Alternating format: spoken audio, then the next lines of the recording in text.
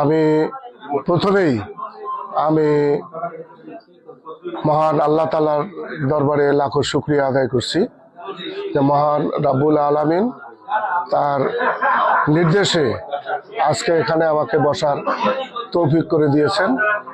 সেজন্য প্রধানমন্ত্রী তারেক রহমান, বিএনপির চেয়ারম্যান তারেক রহমানের রাষ্ট্র সংস্কারের উনি যে 31 দফা ঘোষণা করেছিলেন, সেই 31 দফা বাস্তবায়নের জন্য আজকে উনি তৃণমূল পর্যায়ে আমাদের দলীয় ত্যাগী নেতাকর্মীদেরকে উনি বিভিন্নখানে প্রশাসনে আমাদেরকে জনবান্ধব কর্মসূচিতে অংশগ্রহণ করার জন্য দায়িত্ব দিয়েছেন। আমি আশা করি যে লালমনিরহাটে আজকে আমাকে জেলা পরিষদের প্রশাসক হিসাবে নিয়োগ দেওয়ায় আমি আমার চেয়ারম্যান, বিএনপির চেয়ারম্যান তারেক রহমান এবং বাংলাদেশের প্রধানমন্ত্রী তারেক রহমান এবং আমার রাজনৈতিক অভিভাবক অধ্যক্ষ আসাদুল হাবিব দুলু মহোদয়কে আমি আন্তরিকভাবে লালমনিরহাট জেলা বিএনপি এবং লালমনিরহাটের তৃণমূল জনগণের পক্ষ থেকে আন্তরিক ধন্যবাদ এবং অভিনন্দন জানাচ্ছি।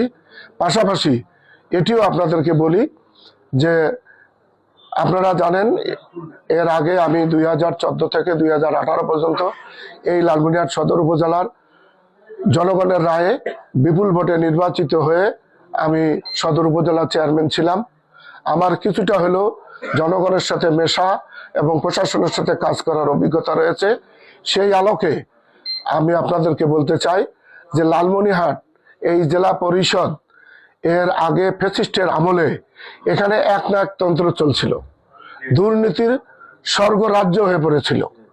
আমরা আশা করব আমার পার্টির চেয়ারম্যান প্রধানমন্ত্রী তারেক রহমানের নির্দেশ, দুর্নীতিতে জিরো টলারেন্স, এবং আমাদের লালমনিরহাটের রাজনৈতিক অভিভাবক অধ্যক্ষ আসাদুল হাবিব দুলু সমাজের কিছু দুর্নীতি সহ কিছু ব্যাধি আমাদের রয়েছে, যেমন মাদকদ্রব্য, বাল্যবিবাহ, এই ধরনের নেশাগ্রস্তকে সমাজে ভালো সমাজে ফিরিয়ে নিয়ে আসার যে আলোকিত লালমনিরহাটের উনি যে স্বপ্ন দেখছেন, সেই লালমনিরহাটের জনগণকে সাথে নিয়ে এই জেলা পরিষদ থেকে আমরাও সেই আলোকিত লালমনিরহাট গড়ার স্বপ্নকে বাস্তবায়িত করব। লালমনিরহাট জেলা পরিষদ একটি দুর্নীতিমুক্ত আমরা পরিষদ গঠন করব। এর জন্য আপনারা সহযোগিতা করবেন। আপনাদের সকলের সহযোগিতা এবং ভালোবাসা কামনা করে আমি আমার বক্তব্য এখানে শেষ করছি। ধন্যবাদ সবাইকে।